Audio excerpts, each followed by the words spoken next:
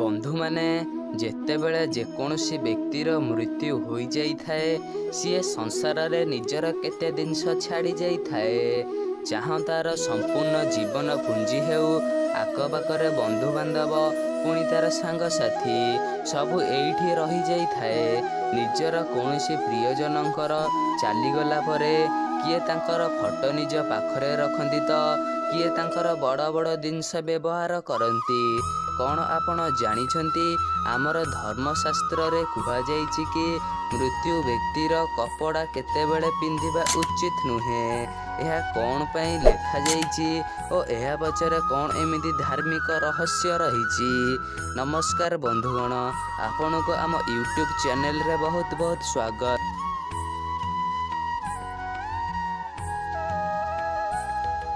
बंधुगण, आमर सनातन धर्म रे मरी जाइथिबा व्यक्तिर कपड़ा पिंधिबा बिल्कुल निषेध अटे।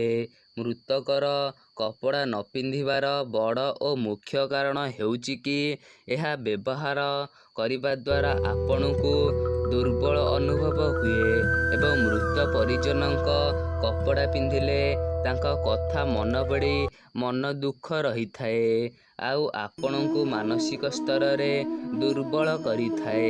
एथिरे व्यक्ति मृत्यु परिजनଙ୍କୁ न भूली आगको बढ़ी पारि न थाए। या छड़ा व्यक्तिर बाकी जीवन अशांति लगी रही थाए। मृत्यु व्यक्तिर आत्मा आपनार व्यक्तिर मुख छाड़ी जाई पारे नाही।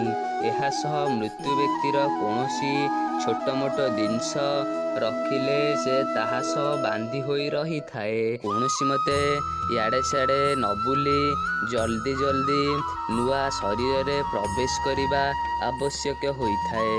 कौनसी परिवार लोकंक मृत्यु परे तार आत्मार शांति पई दान पुण्य करा जाई थाए। एहा सहित किछि वस्त्र और किछि जिनस दान कले भल पुण्य अर्जन हुए कारण सीए किछि आवश्यक थिबा लोकंकर काम रे आसी थाए।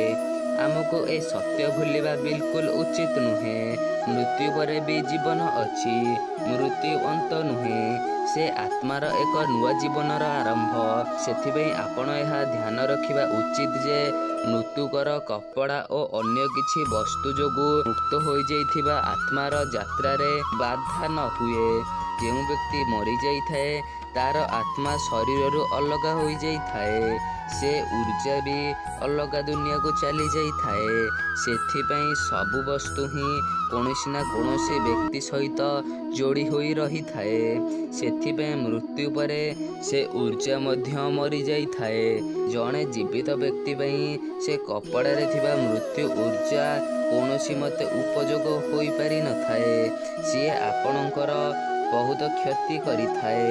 जदि मृत्यु पूर्वर कौनसी व्यक्ति गंभीर रोग रे पीड़ित थाए से रोगर ऊर्जा व्यवहार करुथिबा वस्तु रे अल्प छाड़ी जाई थाए।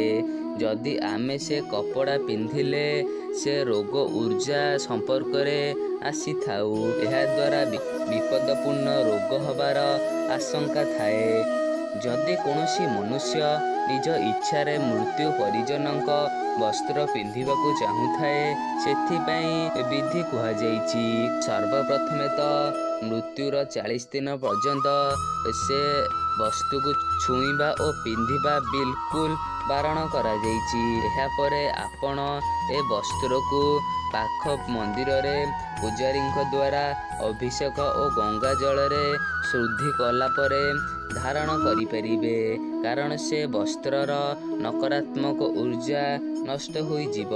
बंधुगण, पहणा भलिया वस्तु को तो दान करी हबनी, सेथिपई एहा सह भी एई विधि कुहा जाइछि जहा द्वारा आपण याकू धारण करि परिबे।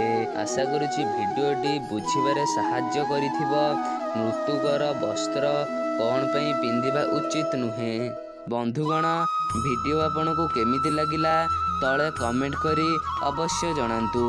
भल लागिथिले लाइक करंतु एवं सांग बंधु प्रियजनक सह शेयर करंतु। आपण एमितिक आध्यात्मिक और नुआ कथा शिखिबा पई आम चैनल को सब्सक्राइब करंतु।